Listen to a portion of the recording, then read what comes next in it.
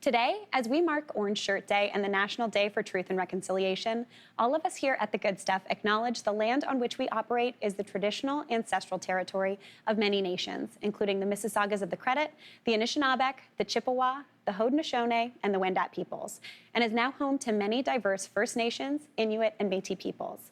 We also acknowledge that Toronto is covered by Treaty 13 with the Mississaugas of the Credit. We thank and honor all those who came before us, and we're grateful to have the opportunity to work and connect with you all on this land. Today, it's an all-new episode of The Good Stuff, and we're building decadent flavor with local ingredients. Chef Joseph Shawana reveals just how easy it is to whip up something savory and something sweet from his own signature menu. Then, ahead of her upcoming memoir, musician Susan Aglukark opens up about the rise from her Inuit community to 4-time Juno Award-winning stardom.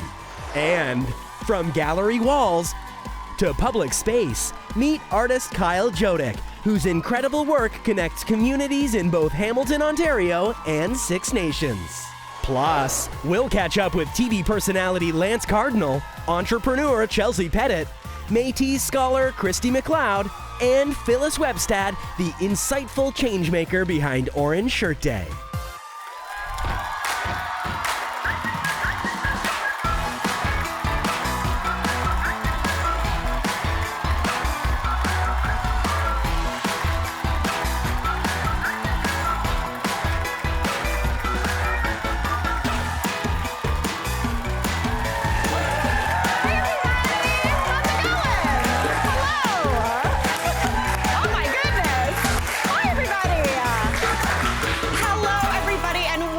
To the show. Our first guest today was named one of the top 10 chefs in Ontario and plays a vital role in advancing Indigenous culinary and food knowledge and tourism here at home and around the globe. Everyone, please welcome Chef Joseph Shawana. Hello, Chef Joseph. Welcome to the kitchen. I am so pumped that you are here, Chef Joseph. Now, before we get into cooking with, I literally have never been more excited about a spread here. I just wanted to say a huge congratulations on all the incredible accomplishments that you have achieved in and out of the kitchen. Yeah. Last year, in particular, you became the first Indigenous culinary and foodways guide at Centennial College. Can you tell me a little bit about that? Yeah. So the college made me the Indigenous culinary and foodways guide, and what I do there is I oversee the college of if any Indigenous culinary components. So to implement them in the right way, to make sure that we do our work, to find the good sources of the stories behind the food, because Indigenous food is not just putting food on a plate, it's the storytelling that we do while we create it, right? Yeah. So that's why I always say when I'm not feeling well, I stay away from food because you can feel that into the food. Yeah. And that's why your mother's cooking always tastes better Yeah. than yours every single time, right? So That's actually very true. Now, what was it about food in particular that was such a an avenue for you to be able to tell stories? I'm gonna cry a bit. Oh, I'm sorry. That's good. Yeah. No, it's a really good way for me to showcase my story on the way I was brought up, right? So my grandmother, who passed away from lung cancer, was a vital role in my family. Food. So everything we do around food is embedded with her, and we all have food booths at the powwows and the cultural festivals, and my aunts have one. We have one with my mom. My other aunts have one, and we all and then at the end of the day, we all come together and we joke around. We love to be around each other. Yeah. And then you have the family dynamics that are always just family. Yeah. But other than that, it's like food. It plays a vital role because when I was a kid, I remember my mom cooking outside by the fire pit, and just everything was cooked on the fire pit. Yeah. Right. So and then we had that once a month during the summers. Then the whole family will come over. So it brings all of us together. When we sit at a table, all of our differences are gone, and we're there just to enjoy the food. Yeah, that's absolutely beautiful. Well, I am really, really thrilled today because you're actually going to do some cooking with us. Yes. So tell us about the first recipe we're working on. Yeah, so the first recipe is one of the recipes that I really love. So my son Hawk, who is 10 now. Oh my gosh. Yeah, we got to cook in Paris, France, and at Col de Casse. Oh wow. And he was the first ever Indigenous boy to cook there. And this is the dish that he created. And he wanted to showcase. And so he milled the wild rice, he made the flour, we did duck eggs, and we actually went to the market and we found fresh chanterelles as well as like truffles that do like nice big truffles. Like the size of your head? Yes, Yeah. and then you will never see those here in Toronto, Yeah. like sitting out in the open, but Yeah. it was out in the open. Oh, wow. And then we grabbed like just a couple grams and we finished it off. So he milled the wild rice, he browned the mushrooms. So this is a recipe that we've been playing with, and Yeah. it's one of those recipes that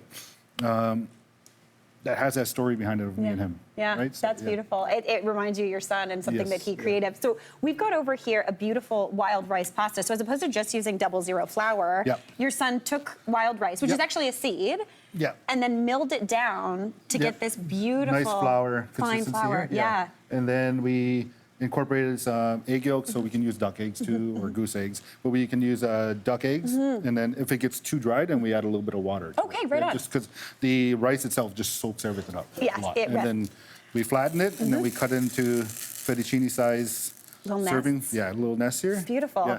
Okay, shall we get some into the water, or do Yeah. we get started on the sauce We'll first? get started on the sauce first, Perfect. 'cause That this will cooks take- lickety split. Yeah, like 30 seconds, and it'll just be done. Okay, right on. So we have some fresh mushrooms here. Can you even? Is this like a lobster mushroom? No, this is chicken of the woods. this Chicken of one. the woods, Yeah. yes. And then this is hen of the woods. Hen of the woods. Okay, right? beautiful. So we can just take off a little. Just a little chunk? Yeah, a little chunk. Like one of those? Yeah. Okay, That'd be good. perfect. And then for the hen of the woods, just grab some. Okay. And the hen of the woods, you can actually use the whole mushroom. Oh, can you really? Yeah. Okay, perfect. Yeah. So the lower it gets, the more nuttier the flavor is. Yeah, like So it the goes- smell Yes. is And it goes absolutely really beautiful. well with the wild rice as well. So So how do you usually chop up your mushroom? Just kind just of any which way you feel. the way the mushroom looks like it wants to be chopped? Yeah. I always say that even when we butcher whole animals, especially when we're moose hunting and so forth, the meat will tell you exactly where it needs to be cooked, Yeah. just like any other vegetable. Right? Totally.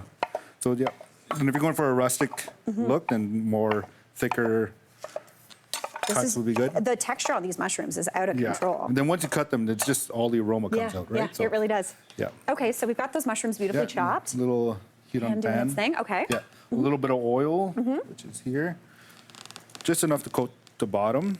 Have you always cooked? Yes. Yeah. Yeah. So In I've your been. house, it was like everybody was doing it? I still remember the first ever dish I created all by myself. Okay, what was it? It was a pork roast.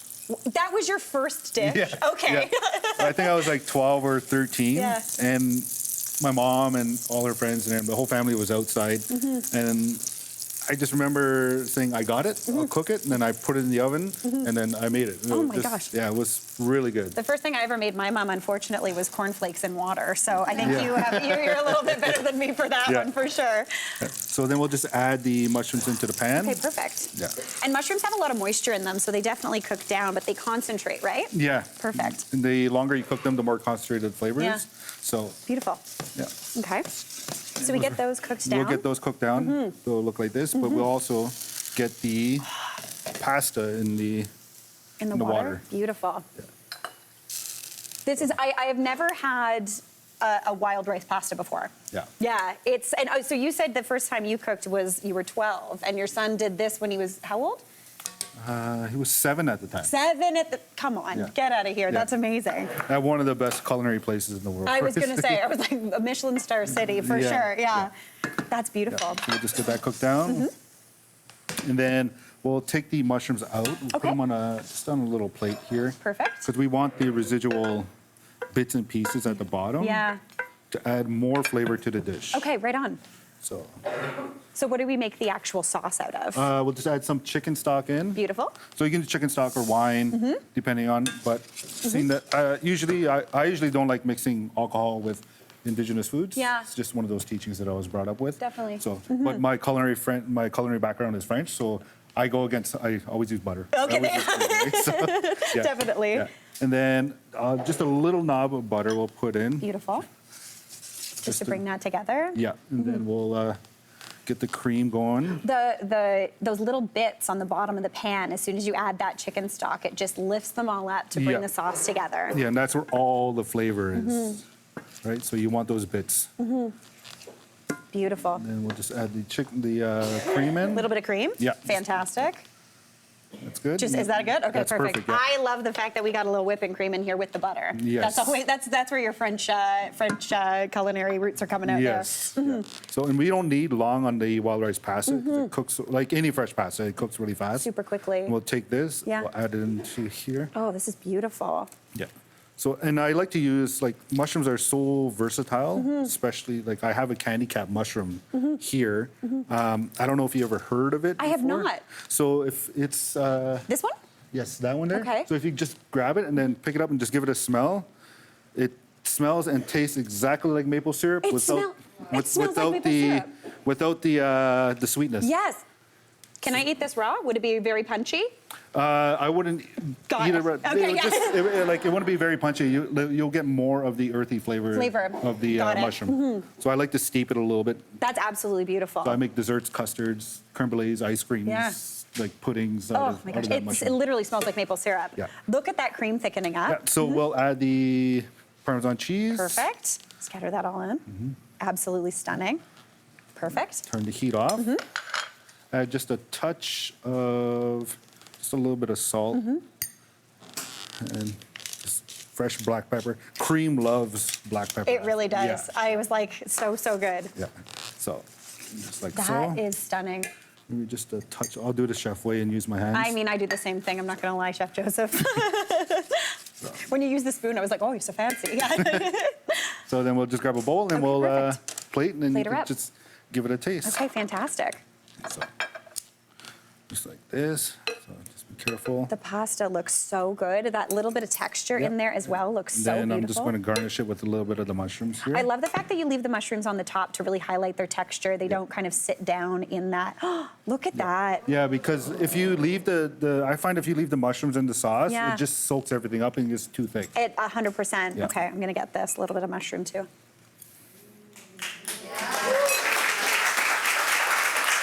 Huge kudos to your son on that one. That is so good. The texture on that is absolutely amazing. Yeah. I'm definitely gonna come back to that, but real quick, we have got something really beautiful here. Yes. What do we got going on? So we have a green alder spice, green alder catan Okay. spice cake. This is our indigenous allspice. That is the flavor. So Yeah. this is just something you can find in Canada Yeah. growing. Yes. Okay, amazing. Yeah, especially in you'll see the trees, like when the little pods stick out, and Yeah. then they'll have all the pollen. Yeah. So you want to get the pods just before they pollinate. Okay, right on. Yeah. Okay, fantastic. So we've got some of that beautiful spice in this cake, and we're going to make up a real quick glaze for that, Yes, right? we are. So a honey maple glaze. Beautiful. So a little bit of Icing sugar? icing sugar, yes. Lemon juice. Beautiful. And honey. Love that. So like it's not sweet enough. No.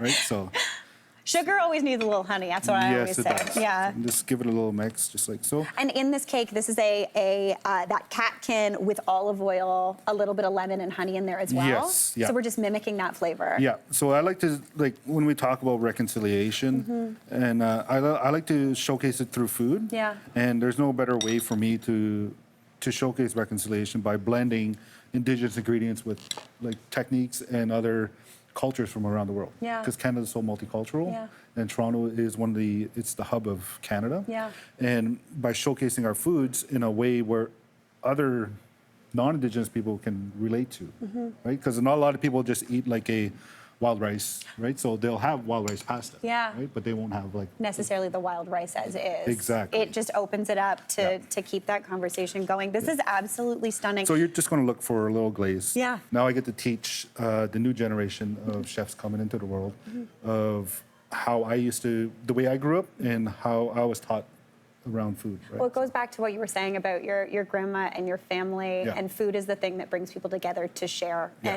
and sharing stories and history through food. I mean, I couldn't ask for anything Yeah. better. This looks so delicious. So we'll just cut off one end. Okay, perfect. And then, but cut off the more middle part where it's a little bit more moist. Oh my gosh. Okay, is it okay if I use my hands for Yes, this go cake? ahead, yes. Okay, I'm gonna go in. Chef Joseph, thank you so much for being here. thank you.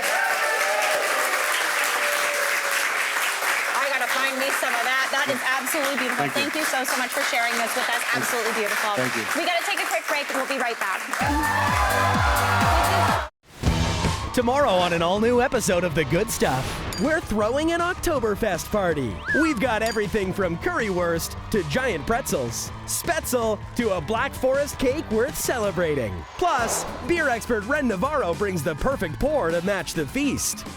That's tomorrow on an all-new episode.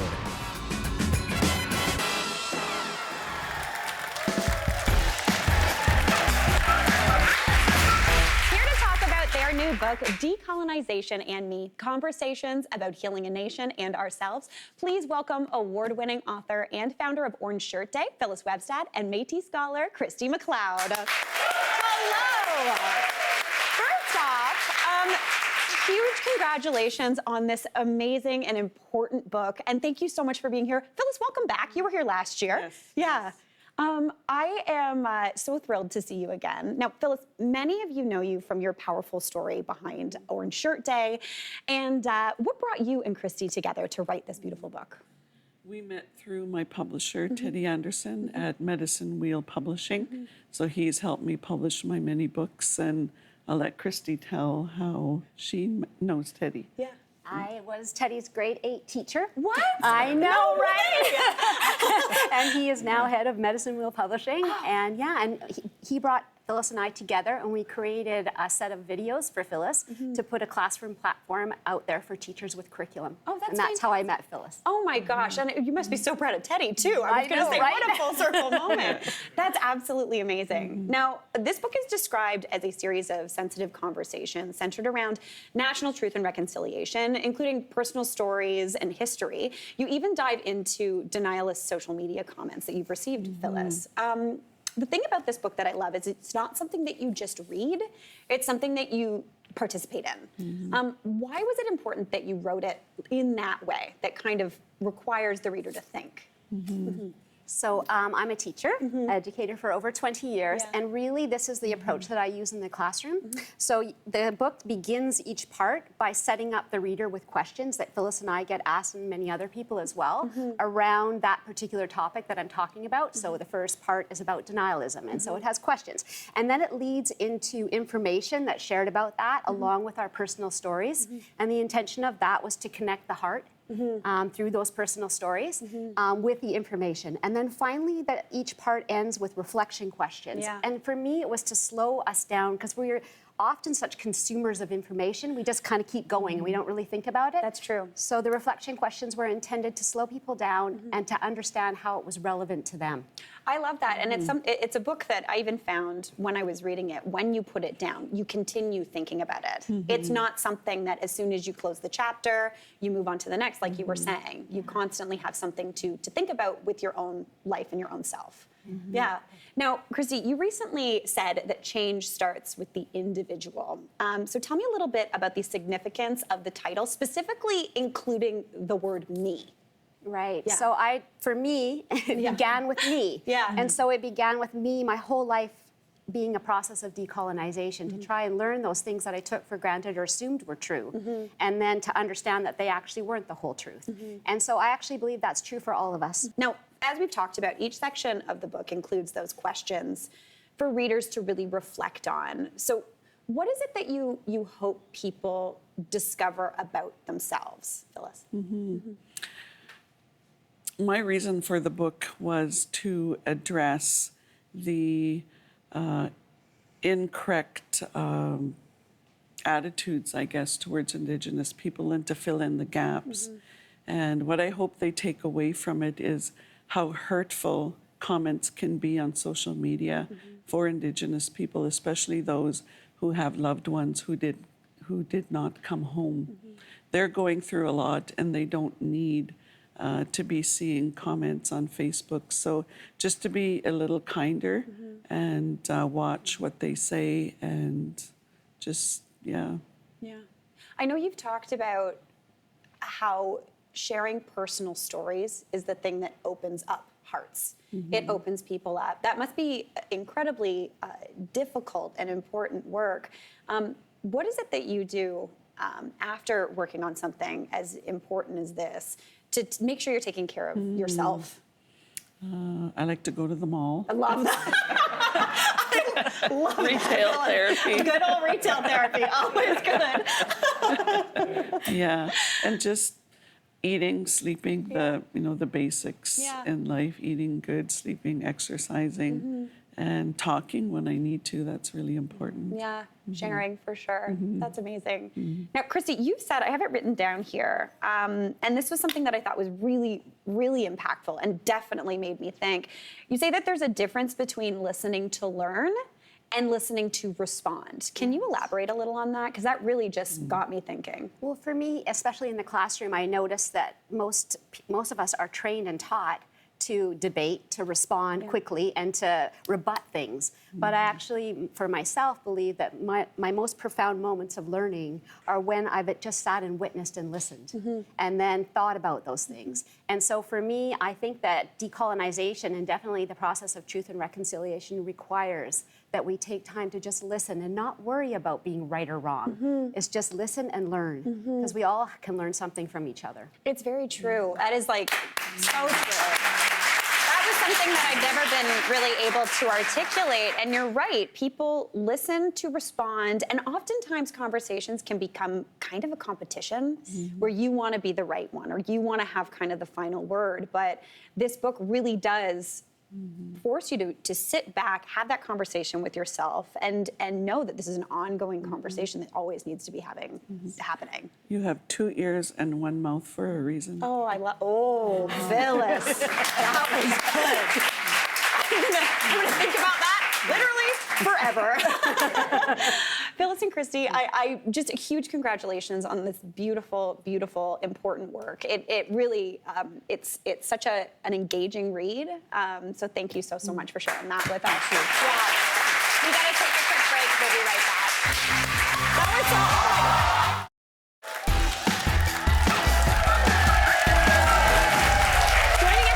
Her new memoir, Kihieni. Please welcome Juno Award-winning Inuk singer-songwriter, Susan Aglukark. Susan, how are you? I'm great, thank you. How are you? I am doing absolutely fantastic. Thank you so much for joining us today. It's great to be here. So first off, huge congratulations on the launch of your memoir. This is absolutely stunning. Thank you. Thank you. We were chatting backstage really quickly, but you call this book a memoir of healing. Can you tell us a little bit more about it, the process of writing it, and the title? Yeah. So, and you got the word perfect, bang on. Thank you. Yes. Yeah. Kihieni obviously is Inuktitut, which is my traditional language. Akviat specific dialect in the title, Kihieni. And in the context of the story, Kihieni means because we must. The word itself is we do what we have to, and this is a very traditional practice among the Inuit. You did what you had to. So I borrowed it, titled my book Kihieni, and the book is essentially intergenerational healing, the complexity of the times that we are living in as Canadians and Indigenous as we do the work we need to do to heal. Intergenerational healing, because I come from incredible parents whose birth and formative years was traditional. I live in Oakville. Yeah. I live in Oakville. And my son grew up in Oakville. Yeah. You know, so the complexities of our professional careers as Indigenous people, navigating reconciliation and healing, and the opportunity to tell that story in a book, and the things that I had to do to heal, because I had to, because I must. Yeah, because you must. I love the fact that you said you borrowed the word. Can you tell me a little bit about that? Yeah, so Inuit culture is this incredible culture with language that is succinct, and we have to respect the culture and the language and the use of certain words. And so I can never say, I know the best, I know this well, and I'm going to do this. And so we borrow, we borrow. And living in these times, I'm an abstract artist also now. And so I use words like kihieni and other words in my songwriting, taking kind of artistic license. Yeah. And so it gets a bit scary to do that as an Indigenous person. So I borrow and I ask permission, sometimes beg for forgiveness. Yeah. But in this case, we're talking about historical trauma, and I want to respect every part of our journey, including the language, and use it properly and in its context. I love the fact that you mentioned your abstract art that you do, and I love how you're so clearly trying to convey and tell people that this, just like you said, this is a form of healing. This is a way to express and feel and work through things that you need to work through. It's absolutely amazing. Why do you think art in particular, I'd say visual art, but really anything, singing, writing, anything. Why do you think that helps us heal? Well, I think the first thing, this is my experience, was singing and songwriting in the company of artists in a recording studio in 1990, 1991, working on that Arctic Rose album, was the first time I felt safe to feel. You know, we don't know how much we repressed until we're in an environment where we feel safe to feel.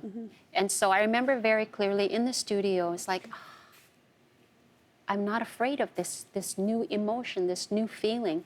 And I think the arts has that magic. Yeah. That's such an amazing thing. Yes. Wow. Now, let's talk a little bit about music. You keep chatting about your recording history, which is very exciting. So recently, you went on tour to celebrate the 30th anniversary of your groundbreaking album. Yeah. Huge congratulations. 30th anniversary. Thank you. What was it like celebrating that 30 years later? Well, you know, it started with a conversation interview with Cameron Smiley. He does these series, Chat with the Artist series, and he says, well, you got some major celebrations coming up. I was like, oh, what are you talking about? He says, well, the 30th anniversary of your debut album, This Child. And this was a couple of years ago. I'm like, oh, yeah. Is it one of those things where you're like, 30 years? Really? Yeah. That happened? Yeah. And so, of course, Cameron was involved in booking the tour across the country. Thank you, Cameron. But then you see this tour growing from a couple of weeks to a month to 6 weeks across the country, and we're not young anymore. I say we because my husband is also my sound person, so he's on the tour with me. It was incredible. It was incredible to go back to the small towns and these great little venues across the country. You know, my fondest memory is meeting fans at the end of the show, and I'm middle-aged, a little bit older. And so my following is same age, and many are grandparents. And so we would line up a grandparent who was there 30 years ago when This Child came out, brought their child who had come with them as their first concert 30 years ago, who brought their child to their first concert, which was the 30th anniversary concert of This Child. It's like, and this happened a few times on the tour. It's like, that's what it's about. That is what it's about. That's what it's about, this 30th anniversary celebration. Because I didn't know. I mean, look at it's been 30 years. Yeah. You think we're going to, you are, and look what happened. It was amazing. Oh, Susan, I am so thrilled for you. Thank you so much for being here. And again, huge congratulations on this beautiful book. And studio audience, thanks to Susan, you're all going home with a copy of her new memoir. We got to take a break. We'll be right back. Susan, thank you so much. That was so wonderful.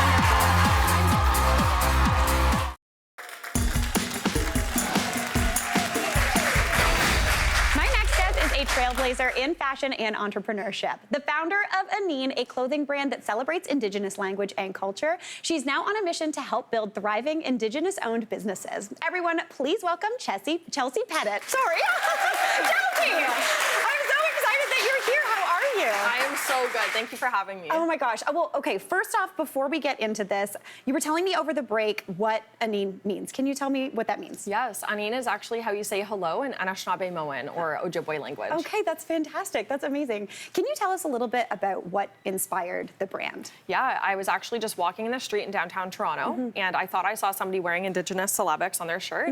Right away, I felt this overwhelming sense of inclusion being in the city for the first time, and I just wanted to run up and ask this person, what did it say? What language was it in? And then obviously, where could I get one? Yeah. But as I got closer, I realized it was just a triangle. Oh, okay. So from there, I started a drop shipping website. I did $3,000 in my first week, so I shut it down, and I just ran with it from there. Fast forward 4 years later, we've done over $2.5 million in sales. Oh my gosh. I work with other Indigenous brands and businesses as Canada's first Indigenous department store concept. Yeah. And yeah, last year we did a pop-up in the Eaton Centre over the holiday season. That's absolutely huge. Like, I cannot deal with what a big deal that is.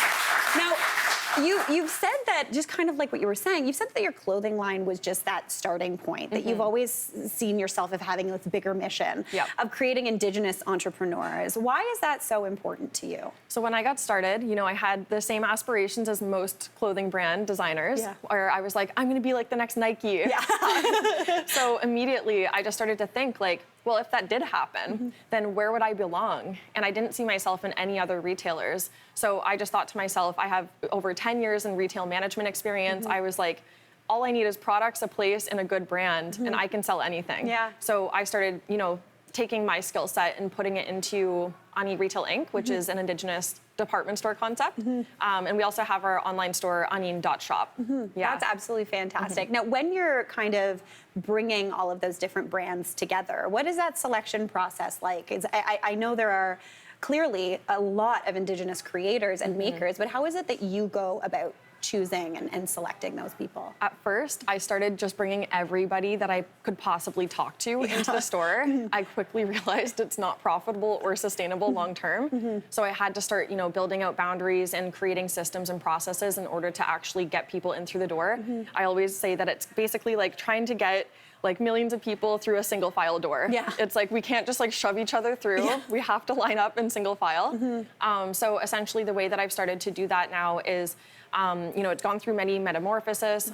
Some of the times I've been working as consignment, which means that you pay after you've already been making sales to vendors. At that point, I had too many vendors and I was spending my entire time doing accounting. 100%. So I basically was like, okay, I can't do that this way. I need to switch to wholesale. And that's when I started needing to take more profits.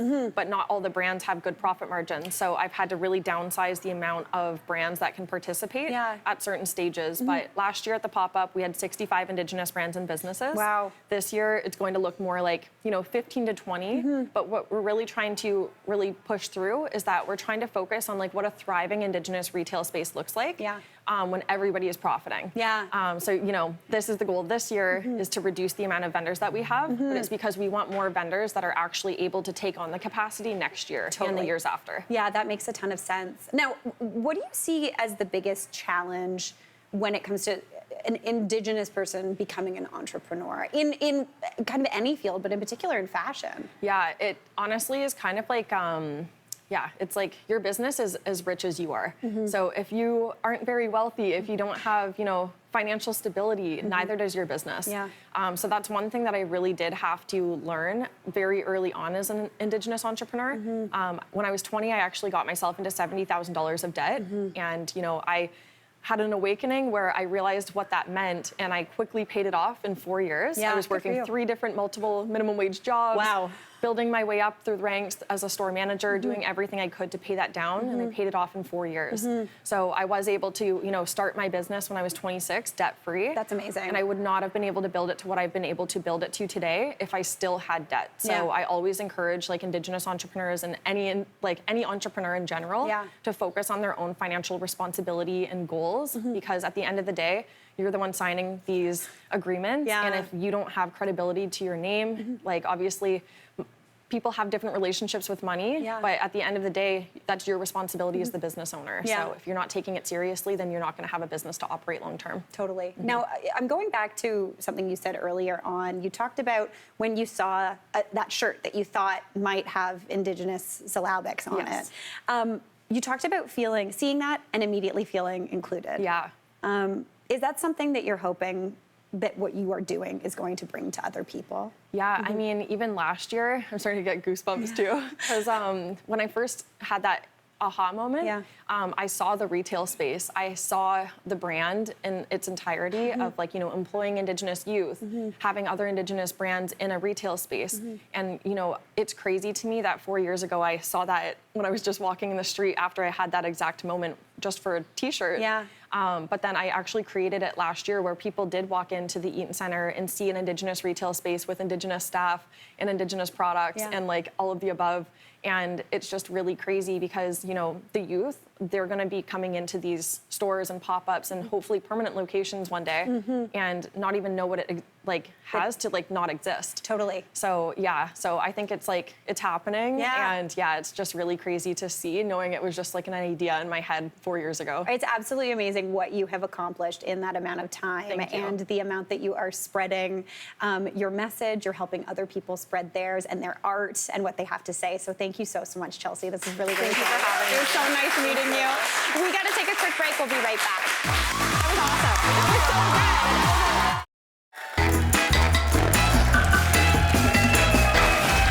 Much like food, art is a universal connector, building bridges between people, cultures, and experiences.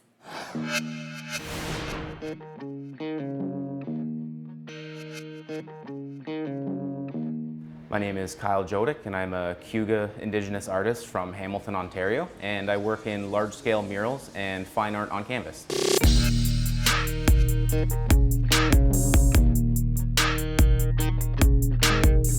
I've been working as an artist in a professional capacity for the last 5 years now. When I first began really diving into the Indigenous style of art, that's woodland, which is the school of art that I practice, it was really a journey of self-rediscovery for myself and kind of placing myself back into the Indigenous community that I grew up in as a child. The woodland style of art gave me an opportunity to express myself in an abstract manner that still had like real connections to my personality. And as time's gone on, the focus of my inspiration has really turned to putting this art into the community for my people, and that boils down to representation. This artwork, when placed in these public spaces on such large scales, it creates a really important through line from my background of the Six Nations community to the Hamilton community as well. What I would like people to take away from this piece is really that the concept of an Indigenous person is not a dead concept. Like, we are very much alive and well in today's society, and so much of our history and our teachings and our ceremonies have actually informed a lot of Western society. So what I really would like people to focus on when they're looking at this piece or any of my pieces is the significant place that Indigenous people have held in society.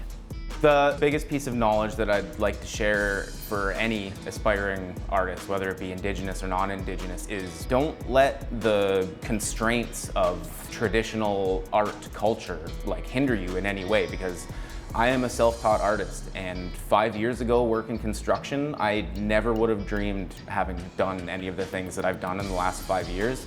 And I know that I'm very privileged to have a lot of the opportunities that I have had. So persistence and showing your genuine self, to me, have been the two most productive means of keeping this momentum alive. So I really implore that.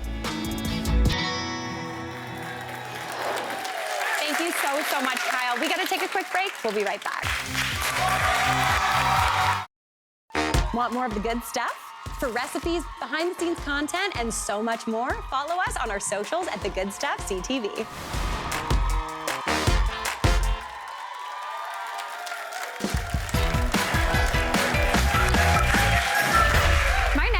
Is an Indigenous artist, designer, and television personality from the Big Stone Cree Nation in Treaty 8 territory in northern Alberta. And this year, he won a Canadian Screen Award for his show, Indigenous Art Adventures. Joining us from Edmonton, Alberta, everyone, please welcome Lance Cardinal. Hello, transit, everyone. Hello out there. So nice to see you all. Oh my gosh, Lance, thank you so much for being here and joining us today. First off, absolutely huge congratulations on your CSA win. Yes, of course. Oh my gosh, something I'm so proud of. What an exciting night that was to win that award. Absolutely incredible. It was so amazing. Honestly, your speech, it was so inspiring. It was truly a highlight of the night for me. And meeting you was such a delight that night. You won for Indigenous Art Adventures, which is huge. You started that online during the pandemic. Can you tell us a little bit more about that show? You know what? During the pandemic, I was kind of trapped in the city, away from my family and my nieces and nephews, and I really wanted to connect with them in a certain way. So I thought, I'll do some videos like online. I'll put them on Facebook or wherever and make little crafts, and I can still work with them, from a long distance. And I thought we could use stuff from around the house. Yeah. Nobody has to leave, so I used egg cartons, milk cartons, whatever I had at home to make some crafts. And you know what? It started to get really popular. Yeah. I started doing a weekly segment online to my friends and family. Then the public started doing it, and you know what? It became a big thing. And that's when I was asked to bring the show to APTN. Yeah, it's such an amazing program. In every episode, you bring bring in your Cree heritage, you bring in language, you bring in art. What do you think it is that makes art such a powerful medium to teach everyone from kids to adults?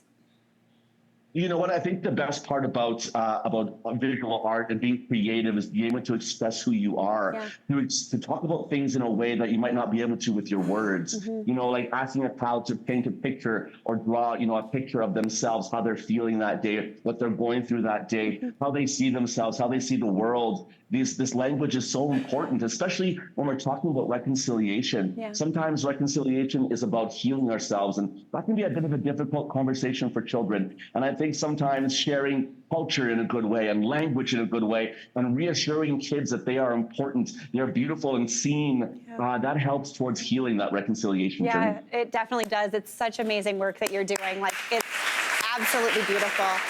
Now, you also bring Indigenous imagery and art to kind of high-profile spaces through your design and consulting firm, Soulflame. So you've worked with the Edmonton Oilers on their Turtle Island logo. You've worked with IKEA Edmonton on their First Nations mural.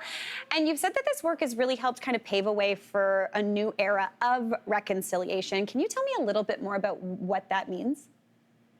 You know what? I always think it's really important for us to bring Indigenous into these mainstream spaces. It's a place where people, you know, celebrate, where they have fun, where they, you know, do some shopping, where they spend their time with their family. And I think having this stuff there to talk about, to be integrated, means that it's a part of our society, that it's accepted, that it's important. You know, bringing that space to IKEA was so cool. We have an Indigenous room there that is an Indigenous family showcase room with a Northern family's lifestyle in that room, with language and traditions, as well as contemporary lifestyle. And I love that idea. Yeah, that is really, really amazing. Again, like you said, bringing it into mainstream places, because it is part of the mainstream, 100%. Yeah. Yeah. Now, another way that you actually showcase your artistry is in miniatures. And later today, in fact, a replica that you made of the residential school that your grandparents went to is being inducted into the Royal Alberta Museum in Edmonton, which is absolutely amazing. You're going to be speaking and actually screening a documentary about the creation process. Can you tell us about that process and that art? Yeah, of course. You know what? You know, I do miniatures as a pastime, as a hobby. Actually, recently I was on the Best in Miniature reality show and got right to the end. And it was really, and so, you know, that really made me see that I could create stories through my miniature work. And, you know, I found an old photo of my grandparents. I was scrolling through some photos of residential schools in my area, and I found a photo of them getting married on the steps of the school. Wow. They were 15 years old. They met that day. They were married that day and sent out into the world. And it was really quite crazy. And I thought, what an amazing thing to find. So I wanted to create this building, this structure that was the first place that they met. It was the first residential school in my home community, and sort of remind people that this history is still happening, that these people are still here, that, you know, that this was a part of our history in Canada here on Turtle Island. And for me, my own personal journey, you know, having that on display at the Royal Alberta Museum just shows that they find importance in that history. And talking about it that day is going to be amazing. We're going to talk about the history of making it and also my experiences creating that piece. That's absolutely fantastic. Well, best of luck with that. I think that's happening at 1:30 today at the Royal Alberta Museum. Lance, thank you so much for everything that you do and for spending time with us today. No problem. I love you lots, Mario. Talk to you soon. Thank you. Talk to you soon, Lance. And thank you so much to all of our guests for sharing their stories today. That's our show for today. Thanks so much for watching. We'll see you tomorrow for more of the good stuff.